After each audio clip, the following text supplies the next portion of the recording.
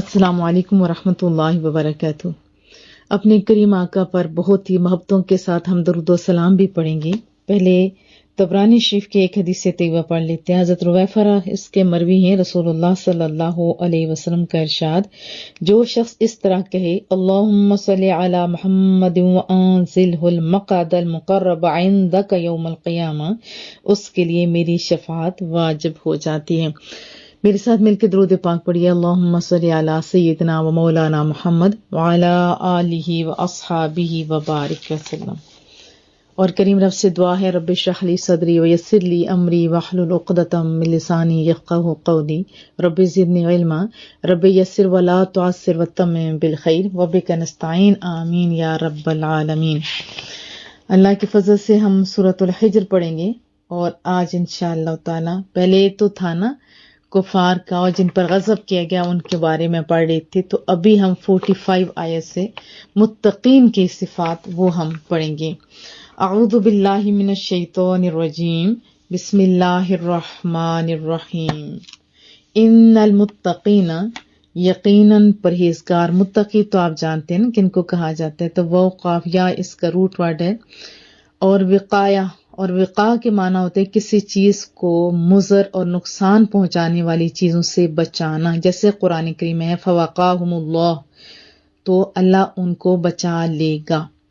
پھر تقوی، اس کا اصل معنی ہوتا ہے نفس کو ہر اس چیز سے بچانا جس سے گزن یا تکلیف یا رنج یا نقصان پہنچنے کا اندیشہ ہو، لیکن کبھی کبھی لفظ تقوی اور خوف ایک دوسرے کا معنی میں بھی استعمال ہوتے ہیں۔ قرآن کریم میں ہے فمن اتقی واصلح فلا خوف علیہم ولا هم یحزنون، جو شخص ان پر ایمان لا کر اللہ سے ڈرتا رہے گا اور اپنی حالت ٹھیک کر رکھے گا، ایسے لوگوں کو نہ کچھ خوف ہوگا اور نہ وہ غمگین ہوں گے۔ اور متقی لوگ کون ہیں آپ اچھی طرح جانتے ہیں، جو اللہ سے ڈرتے ہیں، جہاں رب چاہتا ہے وہاں وہ موجود ہوتے ہیں، اور جہاں سے رب منع کرتے ہیں، جو اللہ کی ناراضگی کا سبب بنتا ہے، اس چیز سے وہ بچے رہتے ہیں۔ یعنی جہاں اللہ کو پسند ہو وہاں موجود ہوتے ہیں، اور جہاں اللہ پسند نہیں کرتا وہاں وہ موجود نہیں ہوتے۔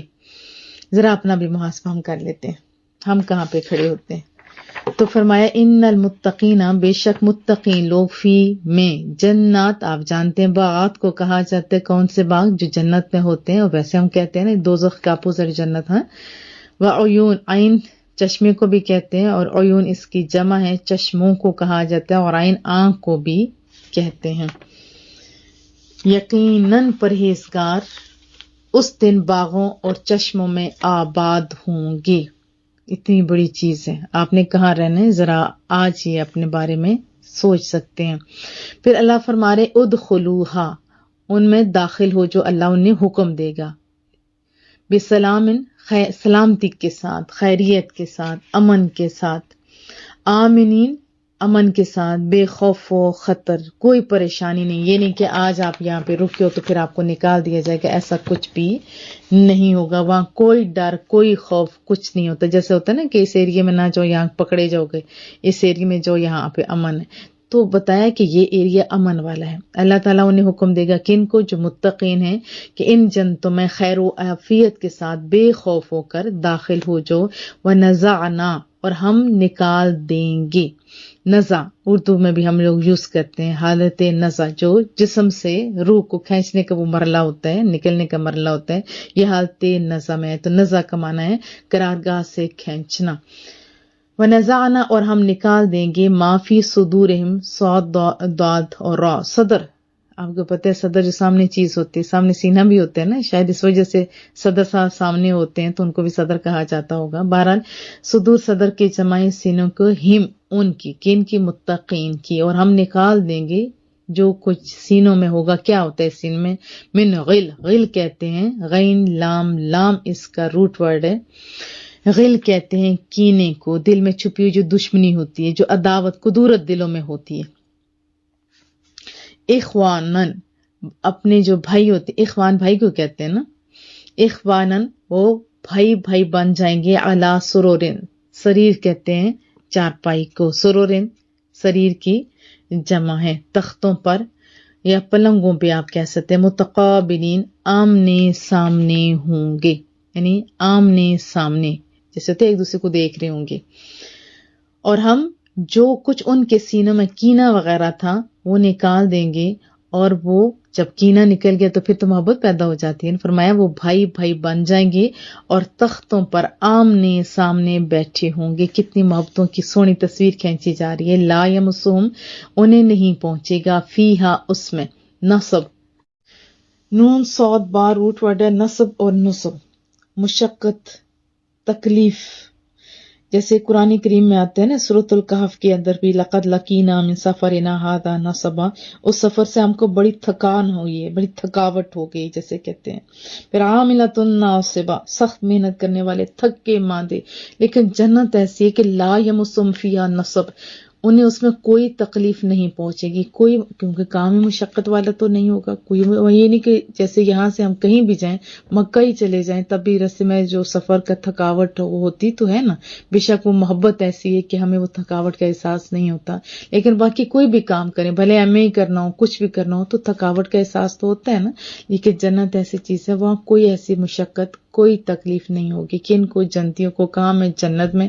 ایک اور ہوتا ہے کہ کسی اچھی جگہ پہ جائیں تو ڈر ہوتا ہے کہ کوئی نکال نہ دے، کوئی اچھی جاب بھی ہے تب بھی ڈر ہوتا ہے کہ کوئی اسے نکال نہ دے. موسٹلی لوگوں کو نکال دیے جاتے ہیں. تو اللہ فرما رہا ہے وَمَا هُم مِنْهَا بِمُخْرَجِينَ، اور نہ انہیں اس سے نکالا جائے گا، یعنی جنت سے نکالا بھی نہیں جائے گا، پرماننٹ رہنا ہوگا.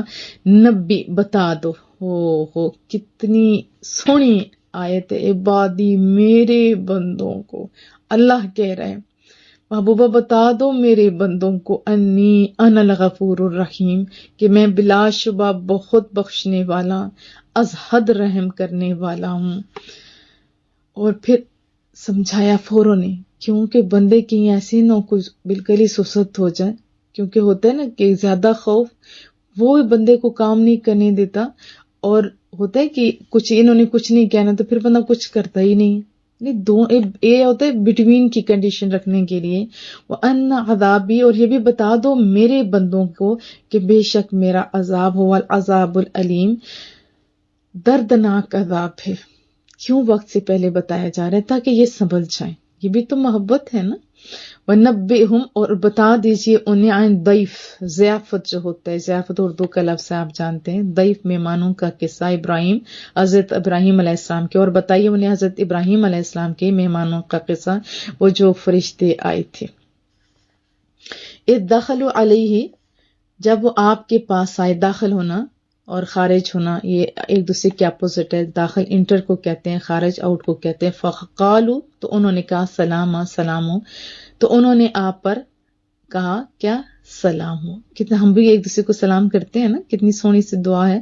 قال، آپ نے کہا، آپ نے فرمایا، انا منکم وجلون. وجلون کا معنی ہوتا ہے خوف زدہ ہونا، خائف ہونا، ڈر جان جیسے ہوتا ہے نا، کچھ بندے کو کھڑکنا جیسے شروع کر دیتے ہیں. تو آپ نے کہا، اے اجنبیو، ہم تو تم سے خائف ہیں. اب ایک تو وجہ یہ تھی کہ بنا، ایسے ہوتے ہیں نا، ایک تو ٹائم پہ بتا کے آنا، وہ بہت ایسا ٹائم تھا جس میں عام طور پر کوئی آیا نہیں کرتا. دوسرا انہوں نے وہ جو کھانا پیش کیا وہ اس کی طرف بھی ہاتھ نہیں بڑھایا تھا. لیکن میرے ذہن میں یہی آتا ہے کہ اس وجہ سے خائف ہوئے. ظاہر ایک نبی تھی، دور تک دیکھنے والی نظر کے مالک تھے، تو انہیں پتہ تھا یہ فرشتے قوم لوط پر عذاب کے لیے بھی آئے ہیں. اے اجنبیو، ہم تو تم سے خائف ہیں. قالو، مہمانوں نے کہا، لا توجل، مت ڈریے. پہلے ایک تسلی والی بات سنائی، لا توجل، مت ڈریے. وجلون پیچھے تھا خائف، ڈرنا. یہاں پہ کہا مت ڈریے. انا نبشرک، ہم آپ کو بشارت دیتے ہیں، مزدہ سناتے ہیں. ابھی یہ ہوتی ہے نا خوشی والی خبر سنانے آئے ہیں. بغلام علیم، غلام ایک تو کہتے ہیں نوکر کو، یہاں غلام مانا ہے بچہ. بغلام علیم، بچے کا، ایک صاحب علم بچے کا. کتنی سونی سی بات. ان فرشتوں کو بھی پتا تھا. آج ہم لوگ کہتے ہیں ہمارے نبی کو نہیں پتا.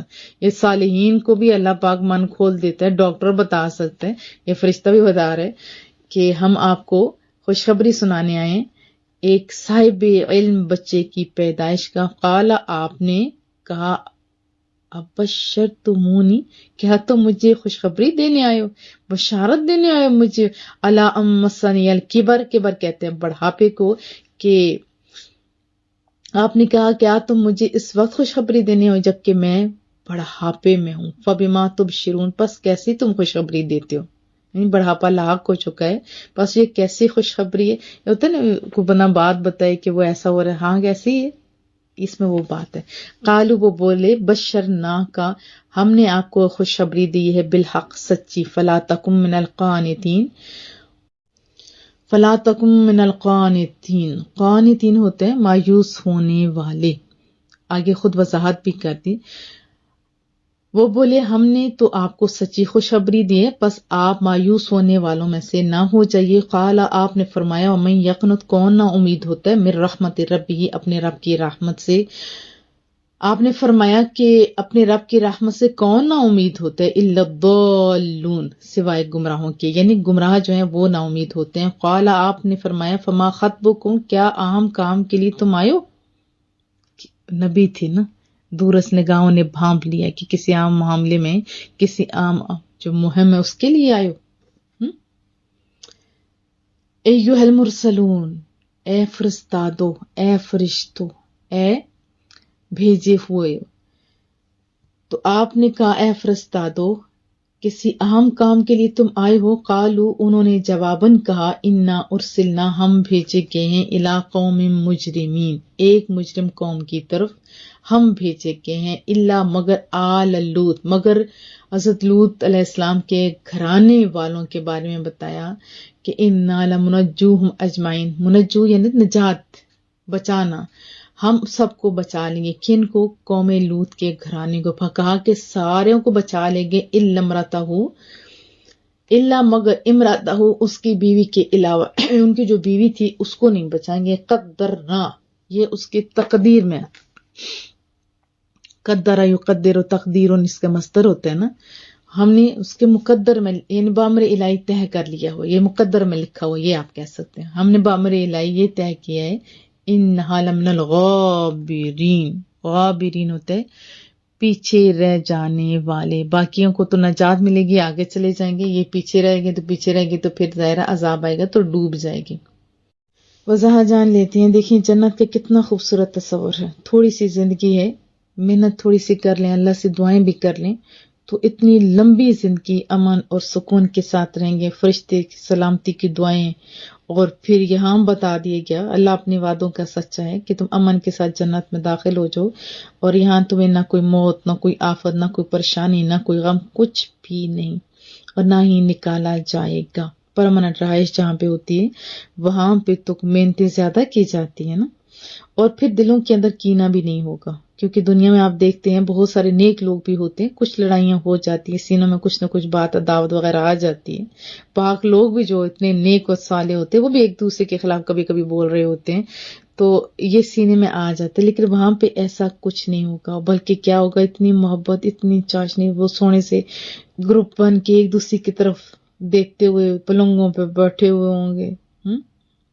اور پھر تختے، وہ گھومنے والی چیزیں، اور وہ خوبصورت چہرے، اور جو چیز چاہیں گے خود ہی ہر چیز وہاں پہ آ جائے گی، تو اس کے لیے تیاری نہ کر لیں، بولیں انشاءاللہ تعالی۔ پھر میرے بندوں کو بتا دو، کیا بتا دو، کہ گناہ اگر سرزد ہو جاتا ہے تو سچے دل سے توبہ کر لیں، سارے گناہوں کو دھو ڈالا جائے گا، پردہ میں رکھا جائے گا۔ تو اس آیت سے یہ بھی پتہ چلا کہ بندوں کو امید اور خوف کے درمیان ہی رہنا چاہیے، یہ نہیں کہ بالکل ہی کہیں کہ اللہ واقعی بخشنے ہے، نو ڈاؤٹ اللہ بخشنے والا ہے۔ بہت سارے لوگوں کو جب کہا جاتا ہے کہ یہ کام کر لیں، نیکی کا کام کر لیں، تو کہتے ہیں کوئی بات نہیں، اللہ بخشنے والا ہے، یاد رکھو اللہ پکڑنے والا بھی ہے۔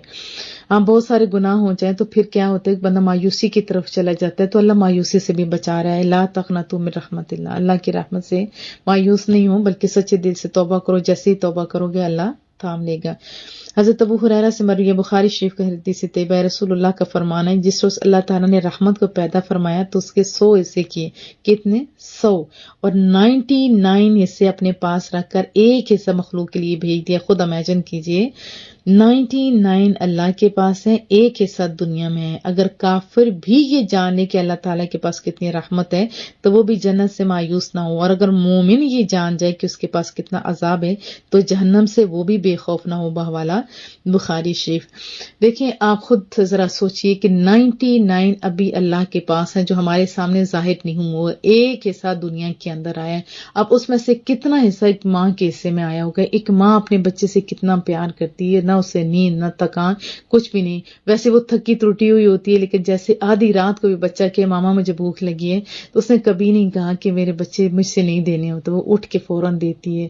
ایون کہ چھوٹا بچہ پوٹی، جس کی پوٹی سے دوسرے بندے بھاگ جاتے ہیں، بھلے ان کو لاکھوں کروڑوں قیمت بھی آپ دے دیں، لیکن اس طرح محبت کے ساتھ جیسے ماں چومتی ہے۔ اب دیکھیں اس چونٹی میں سے کتنا اس کے پلے میں آیا ہوگا۔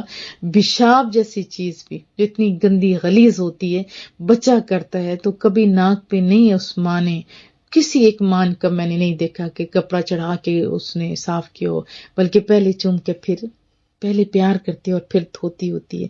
تو پھر رب کتنا مہربان ہوگا، رب کتنا پیار کرنے والا ہوگا، اور یہ کب ظاہر ہوگا؟ جب ہم جنتوں میں جائیں گے۔ ابھی بھی آپ دیکھیں تو ایک حصہ دنیا میں ہے، تو تب بھی ایک کافر کو بھی اللہ کھانا پینا ہر چیز دے رہا ہے، منافق کو ہر چیز کو دے رہا ہے، جو نافرمان ہے ان کو بھی دے رہا ہے، جو فرماندار ہے ان کو بھی دے رہا ہے۔ سورج کو نہیں کہتا کہ یہ فرمانداروں کا گھر ہے اس میں ذرا زیادہ کر لو، ادھر جو ہے تھوڑے کر، نہیں نہیں نہیں نہیں، اللہ بس دے رہا ہے۔ اب ایک حصہ ہے، خود سوچیں، انسان تو کچھ جانور بھی اپنی جو بچے ہیں نا، دیکھیں کسی بکری کے بچے گئے گائے کے پاس، یا ایون کی جو سب سے کمزور ہوتے یہ چوزے جو ہوتے ہیں، ان کی ماں کے قریب آپ جائیں، ان کے بچے کو آپ اگر تکلیف پہنچانا چاہیں تو وہ بھی آپ کو کش کش کے چونچے مارتے ہیں، ہے نا ایسی بات۔ تو بہرحال ہمیں اللہ تعالیٰ صرف انہی لوگوں میں شامل کرے جسے رب راضی ہے، جسے رسول اللہ راضی ہے۔ پھر صحیح مسلم میں بھی اور حضرت ابو ہریرہ سے مروی ہے رسول اللہ کا فرمان کہ اگر مومن جان لیتا کہ اللہ تعالیٰ کے پاس کتنے عذاب ہیں تو کوئی بھی اس کی جنت کی امید نہ رکھتا، اگر کافر جان لیتا کہ اللہ تعالیٰ کے پاس کتنی رحمت ہے تو اس کی جنت سے کوئی نا امید نہ ہوتا۔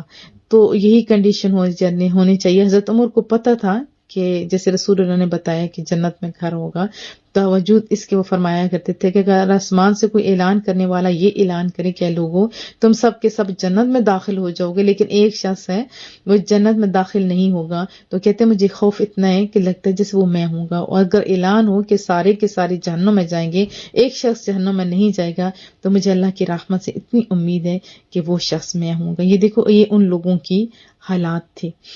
تو ہم کچھ نہ کر کے کیا کر رہے ہیں، ذرا سوچنا تو چاہیے نا۔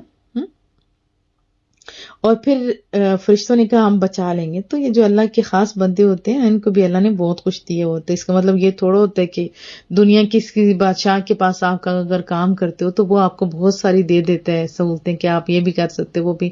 اور لوگ کہتے ہیں نا بادشاہوں کے کتے کے ساتھ بھی دوستی رکھو کیونکہ کوئی کبھی نہ کبھی وہ بھی فائدہ دے دے گا، یہ کہتے ہیں نا۔ تو اگر بادشاہ کے سبب آگے اس کے ورکروں کو اتنا زیادہ ان کو ملتی ہوتی ہیں اتھارٹیز، تو پھر جو اللہ کا قرب حاصل کر لیتے ہیں، اللہ کے قریب ہوتے ہیں، ان کو کتنی زیادہ طاقتیں ہوں گی۔ وہ جو صحیح معنوں میں آنکھوں سے پٹیاں ہٹا کے پڑھیں نا کہ جو فرائض کے ساتھ نوافل صحیح طریقے سے ادا کرتے ہیں، تو اللہ فرماتا ہے میں اس کے ہاتھ پاؤں آنکھیں یہ آپ سب جانتے وہ ہو جاتے، تو وہ اگر دیکھیں گے تو آپ کو پتہ چل جائے گا۔ اور رسول اللہ تو ہیں کون ہے؟ اللہ کے محبوب ہیں، کتنی طاقتیں، ہماری تو جان ہیں رسول اللہ صلی اللہ علیہ وسلم۔ جہاں محبتوں کی بہت ساری باتیں ہیں وہاں لوگوں کو ڈرایا بھی گیا۔ فَأَمَّا الَّذِينَ كَفَرُوا فَأُعَذِّبُهُمْ عَذَابًا شَدِيدًا فِي الدُّنْيَا بھی اور وَالْآخِرَةِ بھی، یعنی جو لوگ کافر ہیں تو انہیں دنیا اور آخرت میں عذاب دوں گا۔ وَمَا لَهُم مِّن نَاصِرِينَ، اور ان کا کوئی مددگار نہیں ہوگا۔ وَيَوْمَ الْقِيَامَةِ، اور قیامت کا دن ہوگا۔ تَرَى الَّذِينَ كَذَبُوا عَلَى اللَّهِ، قیامت کا دن ہوگا تم اللہ پر جو جھوٹ باندھنے والے ہو نا وہ دیکھو گے۔ وجوہہم مسودہ، ان کے منہ کالے ہوں گے۔ الیس فی جہنم مثوی للکافرین، کیا متکبروں کا ٹھکانہ جہنم میں نہیں ہے؟ پھر منافقوں کے بارے میں لایا گیا قرآن کریم میں سمجھانے کے لیے، یخادعون اللہ، یہ لوگ جو دھوکہ دیتے ہیں اللہ کو، والذین، آمنو اور اہل ایمان کو بھی فریب دیتے ہیں، وما یخدعون نہیں وہ فریب دیتے الا انفسہم بس اپنے آپ کو ہی وہ تسلیاں دیتے ہیں، وما یشعرون انہیں اصل میں شعور نہیں ہے، فی قلوبہم مرض ان کے دلوں میں بیماری ہے، فزادہم اللہ مرضا اللہ نے بیماری کو بڑھا دیا، ولہم عذاب علیم اور ان کے لیے دردناک عذاب ہے، بما کانوا یکذبون سبب کیا ہے وہ جھٹلاتے ہیں۔ تو دیکھیں نافرمانوں کے لیے بہت ساری آیات بھی میرے سامنے ہیں، اور جو دعا نہیں مانگتے انہیں بھی میں ضرور کہوں گی کہ دعا مانگا کریں، وقال ربکم ادعونی استجب لکم اور تمہاری رب نے فرمایا مجھ سے دعا کرو میں قبول کروں گا، ان الذین یستکبرون عن عبادتی بے شک وہ جو میری عبادت سے تکبر کرتے ہیں، سیدخلون جہنم داخلین ان قریب ہم ان کو جہنم میں داخل کر لیں گے۔ تو ایک دوسرے کے ساتھ محبتوں سے پیش ہے، اور بھی بہت ساری آیات ہیں کہ تم اگر کوئی بھی اچھا کام کرتے ہو تو رب ریوارڈ دے گا، اور اگر برا کرتے ہو تو برا ہوگا۔ ابھی ہمارے پاس ٹائم ہے، ابھی ہم فیصلہ کر سکتے ہیں۔ پھر اس کے بعد وہ فرشتوں کی باری آئی، اور پھر ایک اور چیز کہ اللہ تعالیٰ نے بڑھاپے میں حضرت ابراہیم علیہ السلام کو سونی سونی سی دولتیں دی تھی نا، اور پھر وہ جب قربانی کے لیے کہا تو انہوں نے یہ نہیں کہا تھا کہ بڑی مشکل سے ملی ہے تو اللہ آپ یہ کیا کہہ رہے ہیں، نہیں، یہ ہیں پیارے لوگ۔ اور فرشتوں کے پاس بھی دیکھو اتنا علم تھا، اور آج ہم لوگ کیا کہتے ہیں، ہم شیطان کے علم کو مان لیتے ہیں لیکن رسول اللہ کے علم کی باری آئے تو بس ہم لوگ سونگڑنے مگڑنے لگ جاتے ہیں، یہ غیر مناسب طریقہ ہے۔ تو ان آیات کو اگر کھلے دل کے ساتھ پڑھو گے تو آپ کو رسول اللہ سے بھی بڑا پیار آئے گا اور اللہ سے بھی پیار آئے گا۔ دیکھیں پہلے لوگ جو زیادہ اولیاء کرام کا تذکرہ کرتے تھے، رسول اللہ کا تذکرہ کرتے تھے، وہ اللہ سے بہت زیادہ پیار کرتے تھے، انہیں پتہ ہوتا تھا کہ یہ جو رب کے ساتھ لگے ان کو اللہ نے اتنا نوازا ہے تو ہمیں بھی میرا رب نوازے گا، اس سبب سے وہ لوگ زیادہ محنتیں کرتے تھے۔ اور ابھی ہم کر کچھ اور رہے ہیں اور رزلٹ کچھ اور آ رہا ہے، تو یہ لمحہ فکریہ ہے۔ اللہ پاک ہمیں سمجھ عطا فرمائے اور ہمیں ان لوگوں میں شامل کرے جو اللہ سے پیار کرتے ہیں اور اللہ کے پیار کی وجہ سے اللہ کے ساتھ لگے ہوئے ہر چیز ہر بندے سے پیار کرتے ہیں۔ اے اللہ ہمیں اپنے خاص لوگوں میں شامل فرما، ہم سے وہ کام لے لے جو تیرے اور تیرے محبوب کے پسندیدہ ہیں، اور یہ بھی دعا ہے کہ جو بھی معاونین ہیں ہمارے ساتھ سب کو رب کریم کامیابیاں دے دے۔